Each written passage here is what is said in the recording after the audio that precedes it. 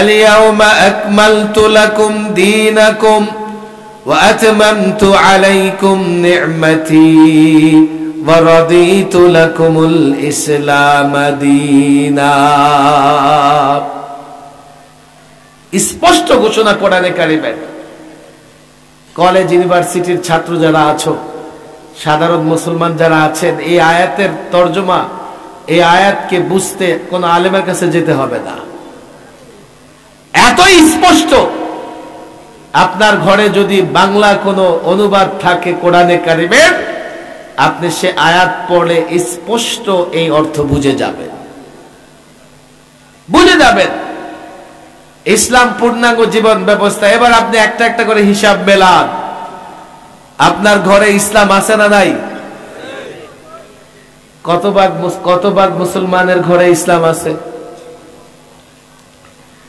আছে বললেন, কত ভাগ আছে? আপনার সমাজে ইসলাম আছে না নাই? কত ভাগ ইসলাম আছে? আরে ইসলামের নির্দেশনা আছে একটা, সমাজে ইসলাম আছে এটা আরেকটা।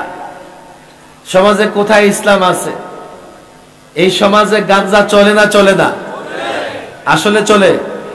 ফেন্সিডিল চলে, ইয়াবা চলে, গান বাজনা চলে, ভণ্ডামি চলে, বেপরদা আছে না নাই?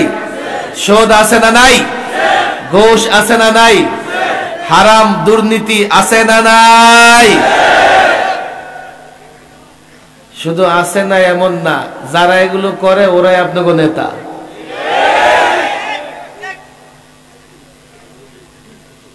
আমার রাষ্ট্রে ইসলাম কতটা আছে আল্লাহ পাক হেদায়েত দান করুক আমাদেরকে। এদেশে ইসলাম এবং কোরআনের বিধিবিধান কয়টা চলে? শুধু চলে না, আমরা দুই একটা চালাইতে চাইলে ওটারও বন্ধ করে দেয়।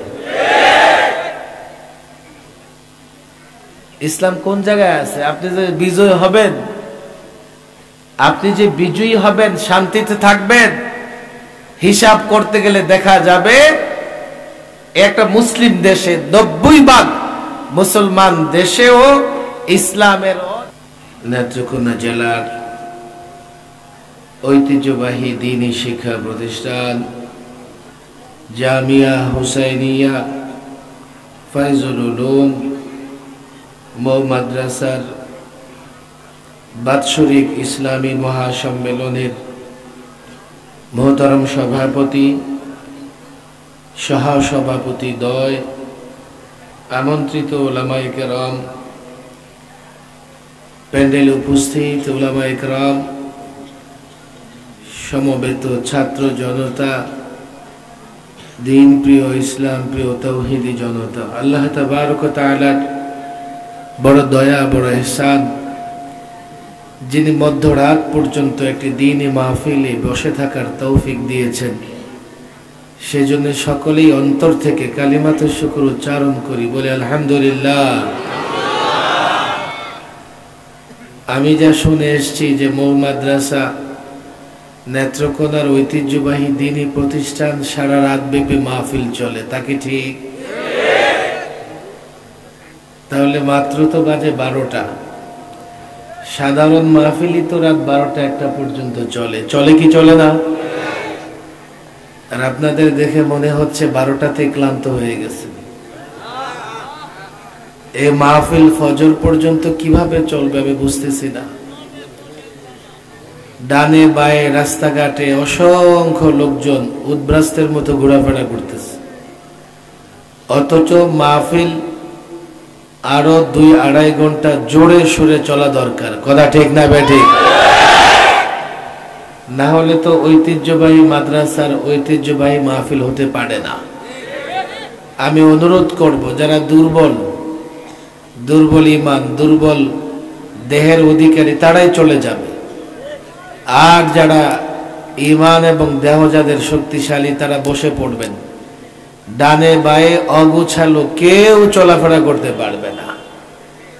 মাত্র 12টা বাজতেছে। আমি লম্বা কথা বলবো এমন নয়, আপনারা শুনেছেন খতিবে বাঙ্গাল মাওলানা জুনায়েদ আল হাবিব চলে আসছেন কাছাকাছি। আমার পেছনেই ছিলেন উনি, হয়তো বা কিছুক্ষণের মধ্যে চলে আসবেন। আর এখানে আসা কি চারটিখানি কথা?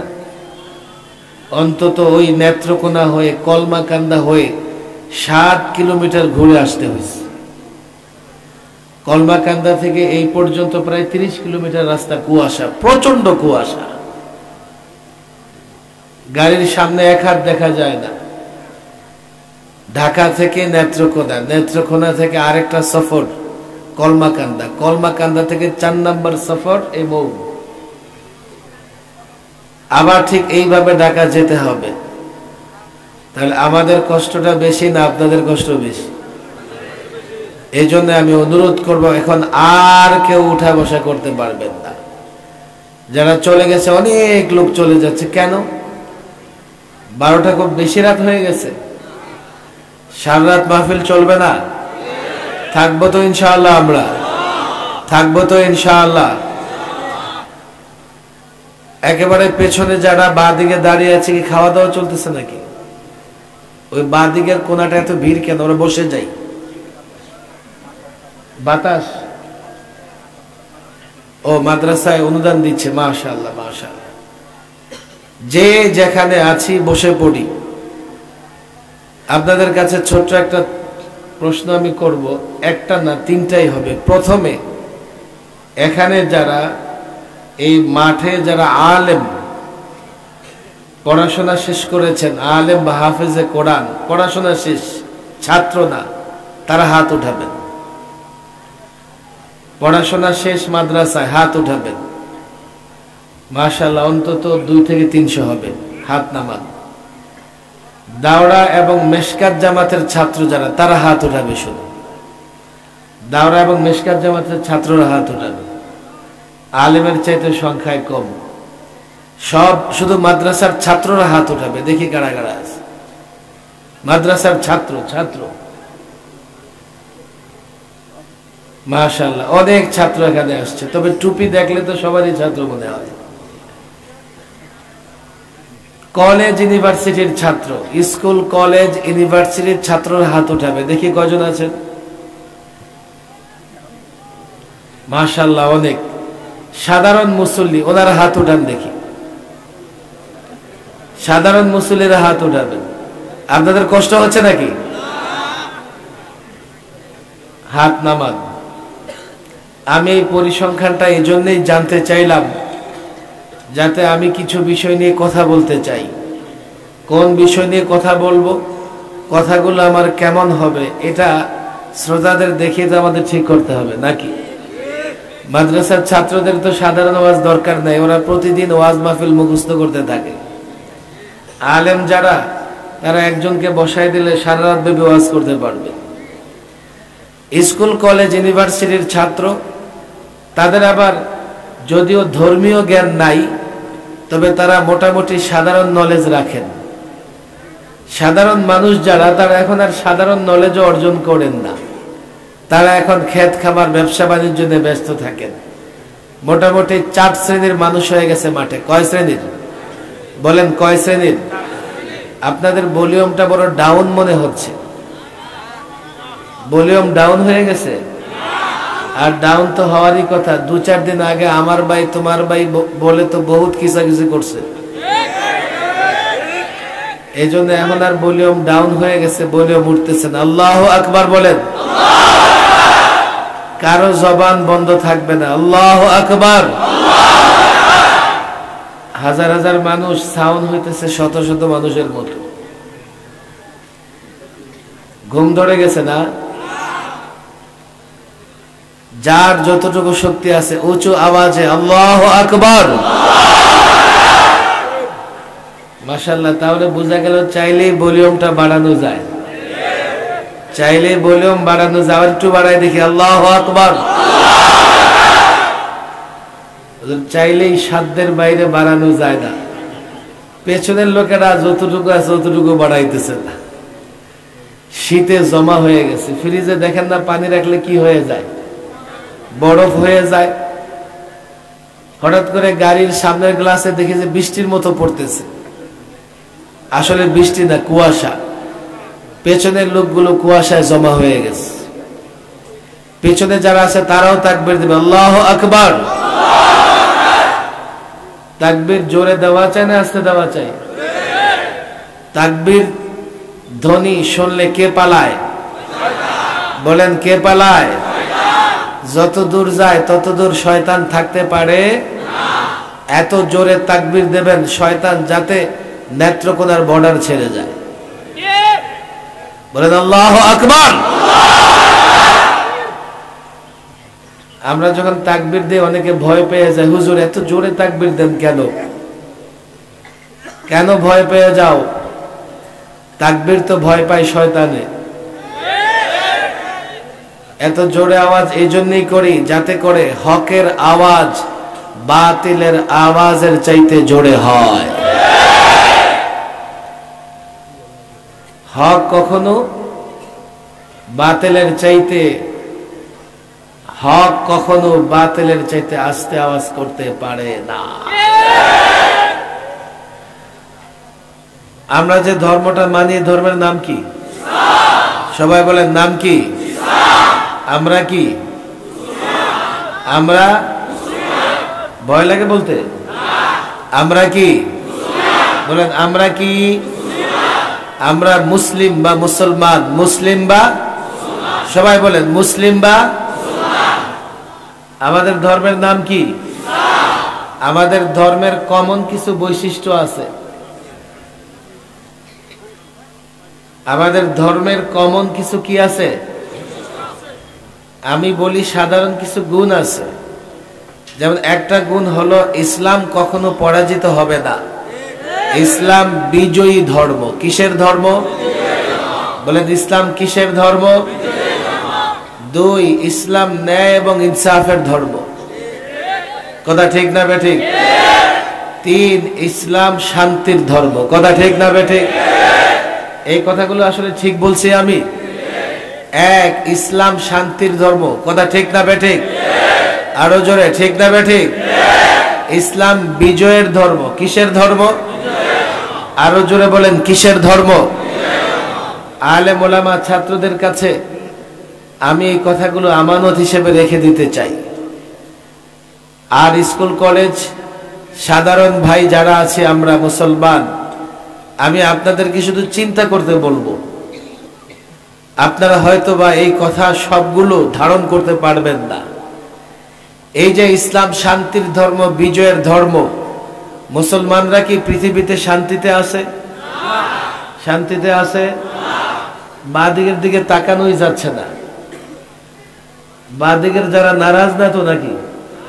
একবার ভালো করে দেখে নিলাম। বাদিকে যারা আছে নারাজ না তো? ডান দিকের ওরা? ডান দিকে? ইসলাম শান্তির ধর্ম। কথা ঠিক না বেঠিক? কিন্তু মুসলমানরা কি পৃথিবীতে শান্তিতে আছে? তাহলে কেমনে শান্তির ধর্ম হইল? ইসলাম বিজয়ের ধর্ম। বর্তমানে পৃথিবীতে মুসলমানরা বিজয়ী না পরাজিত? আরো জোরে বলেন বিজয়ী না পরাজিত?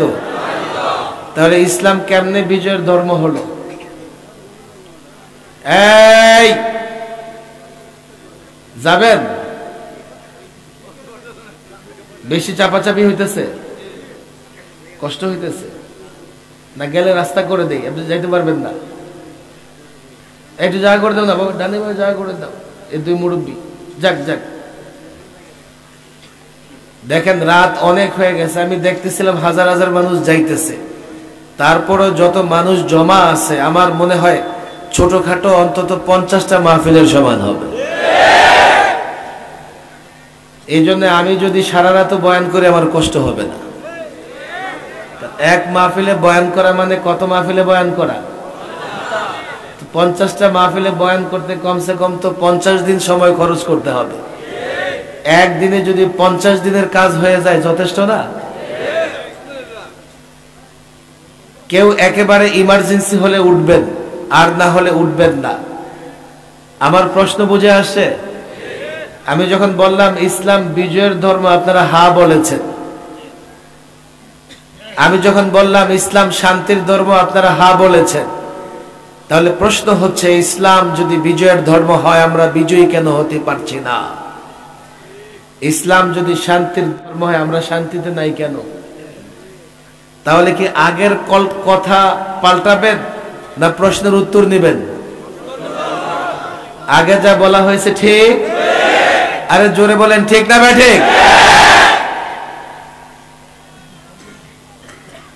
এক ব্যক্তির মাথায় আঘাত, মাথায় জখম, হাতে জখম, পেটে জখম, পায়ে জখম, অ্যাক্সিডেন্ট করলে অনেকের এমন হয় কি হয় না?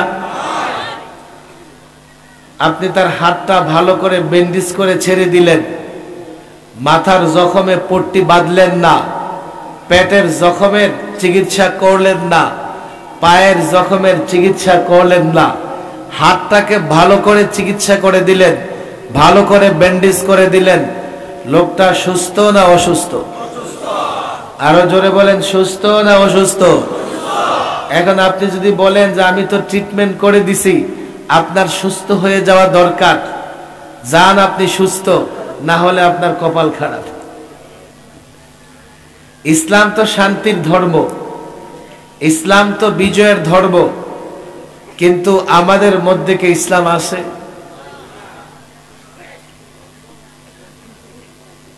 গোটা দেহের চিকিৎসা না করলে যেভাবে সুস্থ হওয়া যায় না, পূর্ণাঙ্গ ইসলাম না মানলে জাতি বিজয়ী হতে পারবে না।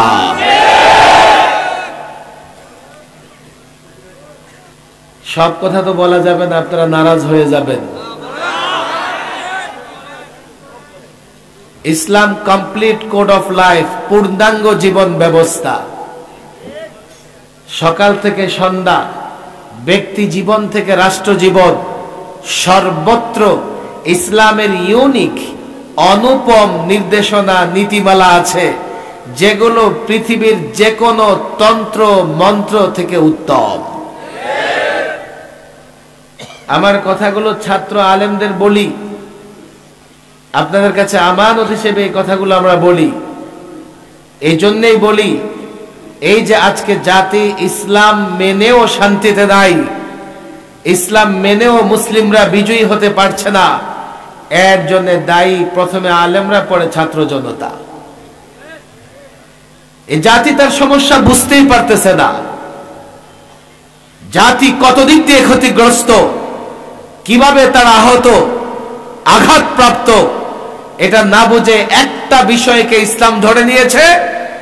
সে বিষয় হাত তো ভালো হচ্ছে, কিন্তু সে সুস্থ হচ্ছে না, কেন? এখনো তার নানা জায়গায় জখম বাকি আছে।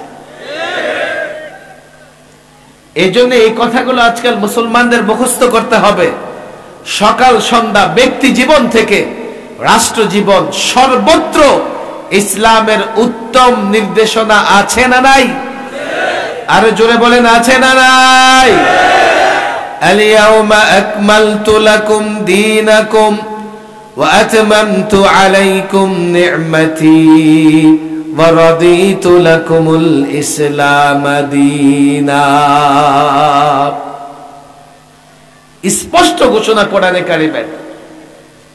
কলেজ ইউনিভার্সিটির ছাত্র যারা আছো, সাধারণ মুসলমান যারা আছেন, এই আয়াতের তর্জমা, এই আয়াতকে বুঝতে কোন আলেমের কাছে যেতে হবে না, এতই স্পষ্ট। আপনার ঘরে যদি বাংলা কোনো অনুবাদ থাকে কোরআনে কারিমের, আপনি সে আয়াত পড়লে স্পষ্ট এই অর্থ বুঝে যাবেন, বুঝে যাবেন। ইসলাম পূর্ণাঙ্গ জীবন ব্যবস্থা। এবার আপনি একটা একটা করে হিসাব মেলান। আপনার ঘরে ইসলাম আছে না নাই? কত ভাগ মুসলমানের ঘরে ইসলাম আছে? আছে বললেন, কত ভাগ আছে? আপনার সমাজে ইসলাম আছে না নাই? কত ভাগ ইসলাম আছে?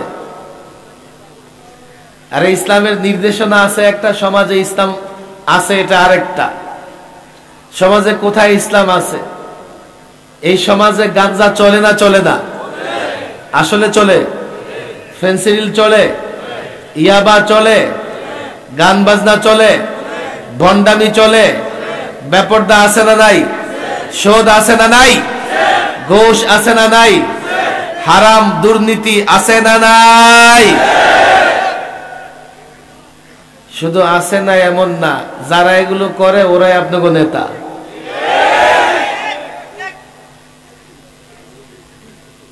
আমার রাষ্ট্রে ইসলাম কতটা আছে আল্লাহ পাক হেদায়েত দান করুক আমাদেরকে। এদেশে ইসলাম এবং কোরআনের বিধিবিধান কয়টা চলে? শুধু চলে না, আমরা দুই একটা চালাইতে চাইলে ওটারও বন্ধ করে দেয়। ইসলাম কোন জায়গায় আছে? আপনি যে বিজয় হবেন, আপনি যে বিজয়ী হবেন, শান্তিতে থাকবেন, হিসাব করতে গেলে দেখা যাবে একটা মুসলিম দেশে 90% মুসলমান দেশেও ইসলামের অনেক জিনিস আমরা জানি না। সেটা যে ইসলাম আমাদের জানাই নাই, মানব তো দূরের কথা। আমার সঙ্গে আপনারা হাত উঠান। ইসলামের সমস্ত বিষয়গুলো 5 ভাগে বিভক্ত। কয় ভাগে? আরো জোরে বলেন, কয় ভাগে? ইসলামের যাবতীয় বিধি বিধান কয় ভাগে বিভক্ত? আরো জোরে বলেন, কয় ভাগে? ভাগ একটু কম করলাম, মনে থাকবে তো হাত নামাবেন না, হাত নামাবেন না। কয় ভাগে? আরো জোরে বলেন, কয় ভাগে? এক, আকায়েদ। এক কি? আমরা জানি কি না? আমরা কালিমা পড়ি কি পড়ি না? আকায়েদ এক কি? আকায়েদ মানে কি? বিশ্বাস। বলেন বলেন বলেন, বিশ্বাস কি? আল্লাহ কয়জন? আল্লাহ কয়জন? আর আরো জোরে, আল্লাহ কয়জন? আমানতু বিল্লাহি, আমানতু ওয়া মালাইকাতি ওয়া কুতুবিহি ওয়া রুসুলিহি ওয়াল ইয়াউমিল। আমরা এই কালিমা পড়ছি কি পড়ছি না? প্রথম হলো আকায়েদ। প্রথম হলো কি? আরো জোরে বলেন, আকায়েদ মানে কি? বিশ্বাস। বলেন বলেন, আকায়েদ মানে কি? যদি বিশ্বাসের জায়গা ঠিক না থাকে, আমল যতই করুক মুমিন মুসলমান হতে পারবে এক গেল। 2, ইবাদত। 2 কি? বলেন, 2 কি? আরো জোরে বলেন, সবাই সবাই সবাই। 2 কি? ইবাদত কি জিনিস? ইবাদত 5 প্রকার। কয় প্রকার? 1, নামাজ।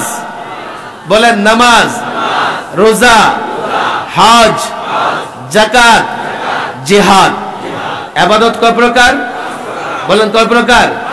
কি কি? নামাজ, রোজা, হজ, যাকাত, জিহাদ। ইবাদত মৌলিকভাবে কয়টা? ফরজ ইবাদত কয়টা? বলেন, কয়টা? হাত নামাই ফেলছি। আপনাদের কষ্ট হয়, আমার হাত ধরতে কষ্ট হয় না? হাত হাত হাত উঠা, হাতটাই যদি না উঠে রাখতে পারেন মানবেন কেমন? হাত উঠানোর কথা তাতেও রাজি না, খালি মিষ্টি খেয়ে খেয়ে ইসলাম। হাত উঠান, লম্বা করে হাত উঠান। যদি 1 হাত না উঠান তাহলে কিন্তু 2 হাত উঠাইয়া দেব। দরকার হয় 2 হাতের 1 পা উঠায় দাঁড় করে রেখে দেব। ইসলামের সমস্ত বিষয়গুলো কয় প্রকার? বলেন, কয় প্রকার? 1 কি বলছি? বলেন বলেন। এই বৃদ্ধাঙ্গুলটা মূল না আঙ্গুলের মধ্যে? এটা কি?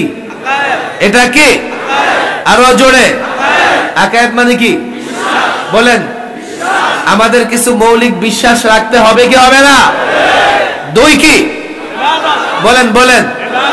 ইবাদত কয় প্রকার? কি কি? নামাজ, রোজা, হজ, যাকাত, জিহাদ। বলেন, নামাজ, রোজা। 3 নাম্বার কি? মুআমালাত। 3 নাম্বার কি? বলেন বলেন। 3 নাম্বার কি? মুআমালাত মানে কি? লেনদেন। মুআমালাত মানে কি? আরো জোরে, আরো জোরে। মুআমালাত মানে কি? 4, উকুবাত। 4 নাম্বার কি? মানে বিচার ব্যবস্থা। 4 নাম্বার কি? উকুবাত মানে কি? উকুবাত মানে কি? 5, আদাব। আদাব মানে আখলাক। আদাব কি? বলেন, আখলাক কি? আখলাক অর্থ কি? আখলাক কি? আরো জোরে বলেন। আলেমরা, ছাত্ররা আরবিটা মুখস্থ রাখবে। সাধারণ মানুষ 1, আকায়েদ তো বুঝি আমরা নাকি? 2, ইবাদত বুঝি কি বুঝি না? 3, লেনদেন। 3 কি? 4 কি? বিচার ব্যবস্থা। 4 কি? বলেন বলেন। 4 কি? 5 কি? চরিত্র, আদাব বা আখলাক। বলেন বলেন বলেন। আখলাক। বলেন, আরো জোরে। হাত না মানে একটু বিরতি দিলাম। বহু মাদ্রাসায় মাহফিল আসতে অনেক কষ্ট না? তা আমি ওই যে আমাদের কামালউদ্দিন সাহেব দিয়াবাড়ি মাদ্রাসার মোহতারাম আসতেছিলাম আর বলতেছিলাম আগামীতে 4-5 জন আলেম দাওয়াত দিবেন, একটা হেলিকপ্টারে ভরে নিয়ে পড়বেন। এই যে এদিকে যে পাহাড়ের পর্বতের গুহা দিয়ে যে রাস্তা, একজন আলেম যাইতেছে, আমরা আসতেছে, এখন 2 পাহাড়ের মাঝখানে আটকে গেছি। জানি না কোনদিন আসতে পারবো কিনা, চাইলেও তো আসতে পারবো না। এবার যেহেতু আসছি, আপনারা আমার দিকে খেয়াল করেন, এই জন্য বয়ান করি না যে আগামীতে এই বয়ানে আপনারা মুগ্ধ হয়ে আমার আবার আরেকটা মাহফিলে দাওয়াত দিবেন, এই জন্য বয়ান করি না। এই জন্য বয়ান করি ব্যথা নিয়ে, যাতে দ্বীনের কিছু বিষয় যেন আপনাদের সামনে তুলে ধরতে পারি। তাহলে এই ইসলামের সমস্ত বিষয়গুলোকে কয় ভাগে ভাগ করলাম? আরো জোরে, কয় ভাগে? এবার একটা একটা ধরি। কয়টা কয়টা ধরি দেখি তো আমাদের ভিতরে কয় ভাগ ইসলাম আছে? কয় ভাগ ইসলাম? আল্লাহ মাফ করুন, আমি ওই যে কেন্দ্র এক জায়গায় এশার নামাজের পরে আলোচনা করতেছিলাম, তো সেখানে মাদ্রাসার সভাপতি সাহেব আমাকে বলতেছিলেন, হুজুর এখানে একজন চিটাগং থেকে বছরে একবার পীর আসে, তার মুখের কথা। তো একবার পীর সাহেব আসছে, আমরা গেলাম সেখানে, আমাদের সঙ্গে নেতারাও গেছে, আমি সেই নেতাদের নাম বলবো না। এখন পীরের সামনে গিয়া নেতারা মাথা নত করে, কেউ আবার এমন করে, একজন দেখলাম হুজুর সেজদায় পড়ে গেছে। আমাদের বিশ্বাসের জায়গা হলো আল্লাহ ছাড়া কাউকে সেজদা লাগে না। বলে হুজুর বুঝলাম না, কালেমার ভেতরে প্রমাণ কি আছে? আগে শুরু হয়েছে লা, নাই। খেয়াল করেন, আপনাদের কষ্ট হচ্ছে নাকি? কোন ইলা নাই। আপনি এবার ডানে বায়ে তাকান, ডানে বায়ে সাধারণ মানুষের ইলা হতে পারে? আরো জোর বলেন, পারে? কেন পারে না? এই তো 2 দিন পরে থাকবে না, তার ইবাদত করে লাভ কি? কথা ঠিক না বেঠিক? রাজা বাদশারা বড় পাওয়ারফুল হয়, তারা তো ইলা হতে পারে। আরে পারে? কেন পারে না? সেও 2 দিন পরে থাকবে না। চন্দ্র ইলা হতে পারে? আরো জোরে, পারে? সূর্য, আগুন, পাহাড় পর্বত, নক্ষত্র, গ্রহ, তারা। আমাদের দেশে একটা ধর্ম আছে যাদের ইলা, যাদের খোদার সংখ্যা 33 কোটি প্লাস। আরে আছে না নাই? আমি মাঝে মধ্যে অবাক হই, এক আল্লাহকে সন্তুষ্ট করতে পারি না, ওরা 33 কোটির কেমনে সন্তুষ্ট করে? এক আল্লাহর গোলামি করে ঠিক থাকতে পারি না, 33 কোটির গোলামি কেমনে করে? আসলে ওদের গোলামি করা লাগে না, কেননা আমাদের বানিয়েছেন আমাদের আল্লাহ, আমাদেরকে বানিয়েছেন। আর ওরা ওদের খোদাকে বানায়, খোদার নাক বানায়, কান বানায়, খোদার রং করে, এরপর আবার বাঁশ দিয়ে দাঁড়ো করায় রেখা দেয়। 2-4 দিন আমোদ ফুর্তি করে আবার খোদার নিয়ে পানিতে ভাসায়। ইবাদত বন্দেগী করা লাগে না। মাটির তৈরি মানুষের ইলা, মানুষের মাবুদ হতে পারে? থাকলো শুধুমাত্র কে? আরো জোর বলেন, কে? আমি এদিকে আজকে আলোচনায় ঢুকবো না, আমি একটা ক্লাসে ঢুকে গেছি, যেহেতু আমি ক্লাস করে শেষ করে ফেলবো। এক, বিশ্বাসের জায়গা দৃঢ় করতে হবে, আমাদের মাবুদ, আমাদের ইবাদতের উপযুক্ত সত্তা আল্লাহ। কথা ঠিক না বেঠিক? সেটা অর্থনৈতিক ইবাদত হোক আর দৈহিক ইবাদত হোক, যত ধরনের ইবাদত আছে, যেখানে আল্লাহর নির্দেশ আছে, আল্লাহর নির্দেশ মানা ইবাদত। আল্লাহর নির্দেশ ব্যতি রেখে অন্যের নির্দেশ মানাই হচ্ছে কুফর এবং শিরক। এই জায়গাটা যখন ঠিক হয়ে যাবে, সব জায়গা ঠিক হয়ে যাবে। আমাদের ভেতরে এমন ঝামেলা আছে না নাই? আরে আছে না নাই? একদল আছে, তারা সম্পদই সবকিছু মনে করে। তাদেরকে আমরা আলেম ওলামাদের বলি মাদ্দিয়ত বা বস্তুবাদ। আমার কথা খেয়াল করে শুনবেন। আমি মৌলবী যদি এমন হয়ে যাই, আমি মনে করি যে বস্তু ছাড়া কিছুই হয় না, আমার লেবাস সরত যাই হোক না কেন, আমি ইমামতি করি আর না করি, মাদ্রাসায় পড়াই আর না পড়াই, বস্তুর উপরে যদি পূর্ণ বিশ্বাস চলে আসে, আমি বস্তুবাদীতে রূপান্তরিত হব। আল্লাহ মাফ করুক, এই ধরনের বিশ্বাস নিয়ে যারা বড় হয় তারাই নাস্তিক হয়। সবকিছু কে করেন? চিৎকার করে কে? আরো জোরে কে? আমাদের কে সৃষ্টি করেছেন? আরো জোরে বলেন, কে সৃষ্টি করেছেন? আমাদের রিজিক কে দেন? রিজিক কে দেন? সম্মানের মালিক কে? ইজ্জতের মালিক কে? আমরা কার কাছে যাব? আমাদের হিসাব নিকাশ দিতে হবে কার কাছে? আরো জোরে বলেন। আসমান কে সৃষ্টি করেছে? জমিন কে সৃষ্টি করেছে? আসমানকে কে ধরে রেখেছে? জমিনকে কে ধরে রেখেছে? সব কাজ কে ইন্তজাম করেন? আরো জোরে বলেন কে? আগুনে হাত পড়ে না আল্লাহর নির্দেশে হাত পড়ে? এই জায়গা বুঝবেন ভাই। আজকাল বড় ফিতনার জায়গা হচ্ছে এটা। কোন ইমাম সাহেব যদি বস্তুকে প্রাধান্য দেয়, তো মসজিদে বসে তার মুসল্লির সাথে খেয়ানত করবে। কোন আলেম যদি বস্তুকে প্রাধান্য দেয়, ইসলামী রাজনীতি করলে জনগণকে ধোঁকা দিবে। কোন মুফতি যদি বস্তুকে প্রাধান্য দেয়, ফতুয়া গলত দিবে। কোন মুসলমান যদি বস্তুকে প্রাধান্য দেয়, সে ইসলামিস্ট হতে পারবে না, ধর্ম নিরপেক্ষ হবে। আফসোসের জায়গা এটাই। বস্তু কি জিনিস? অর্থ, ক্ষমতা, ক্ষমতার লোভ, এগুলো সব বস্তুর অন্তর্ভুক্ত। এগুলোকে কেউ যদি বেশি প্রাধান্য দেয়, আল্লাহ মাফ করুন আমাদেরকে, সে আর যাই হোক প্রকৃত মুসলিম হতে পারবে না। এটাকে আমি আলেম ছাত্রদের বলি, সৈয়দ আবুল হাসান আলী নদভী অন্তত 4 যুগ আগে মাদ্দিয়তের উপরে, বস্তুবাদের উপরে বই পুস্তক লিখে গেছেন।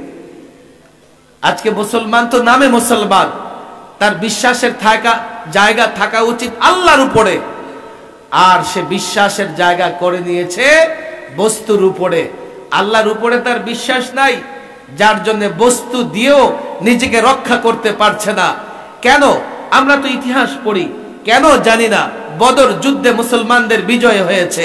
জানো 313 জন পেটের ক্ষুধায় দাঁড়াতে পারে না, তরবারি মাত্র 8টা, তাও ডাক ভাঙ্গা, ঘোড়া 2-3টা ঘোড়া, সামান্য অস্ত্র, আর অপর পক্ষে সুসজ্জিত এক বাহিনী, অস্ত্রে শস্ত্রে সজ্জিত শৃঙ্খলিত এক বাহিনী। তাদের মোকাবেলায় মুসলমান ময়দানে নেমেছে, বিজয় মুসলমানদের হয়েছে। আর আরেক যুদ্ধে মুসলমান মনে করেছে আজকে আমরা সংখ্যার কারণে পরাজিত হব না, প্রাথমিক ধাক্কায় মুসলমানরা পরাজিত হয়েছে। মুসলমান বুঝো, আল্লাহর উপর বিশ্বাস মুসলমানদের শক্তি, আল্লাহর উপরে বিশ্বাস, তাওয়াক্কুল, এটাই আমাদের জন্য পাওয়ার। যতদিন মুসলমান আল্লাহর উপর বিশ্বাস ধরে রেখেছিল, মুসলমান বিজয় হয়েছে।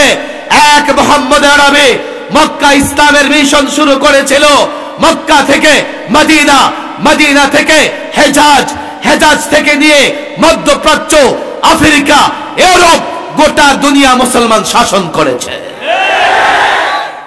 আজকে 200 কোটি মুসলমান, অথচ কোন দেশে মুসলমানরা তার ইজ্জত রক্ষা করতে পারতেছে না। বিশ্বাসের জায়গায় দুর্বল। বিশ্বাস মানে শুধু আল্লাহ এক, এই কথা বিশ্বাস করলে হবে না। আল্লাহর উপর পূর্ণ মাত্রায় যদি আমি ভরসা না রাখি, আমার বিশ্বাসের জায়গা পরিপূর্ণ হবে না। আরেকটা বড় সমস্যা আছে, বলবো নাকি আপনাদেরকে? আপনাদের কষ্ট হইতেছে? আপনারা মনে করছেন আমি যখন বিশ্বাসের আলোচনা করতেছি তো শুধু ভণ্ডদের কথা বলবো, দেওয়ানবাগের কথা বলবো, মাইজবান্ডারির কথা বলবো, কাদিয়ানির কথা বলবো। আরে এগুলো তো মানুষ বলেই। আহলে হাদিসের কথা বলবো, আহলে কোরআনের কথা বলবো। আহলে হাদিস মানে তথাকথিত আহলে হাদিস, আহলে কোরআন মানে তথাকথিত আহলে কোরআন। আচ্ছা, আরেকজন জিলাপিখোর, মিষ্টিখোর, তাদের কথা বলবো না? না, এগুলোর আপনারা জানেন, এগুলো আপনারা বলেন। আর কিছু ফিতনা আছে, এমন এক বস্তুবাদী ফিতনা। সৈয়দ আবুল হাসান আলভী নদভী লিখেছেন, এই ফিতনা কুফুরের ফিতনার চাইতে মারাত্মক। কেন জানেন? মানুষ এটাকে ফিতনা মনে করে না, অথচ এই দুনিয়াতে যত বিশৃঙ্খলা ঘটতেছে এর পিছনে বস্তু, অর্থ, সম্পদ দায়ী। কথা ঠিক না বেঠিক? আরেক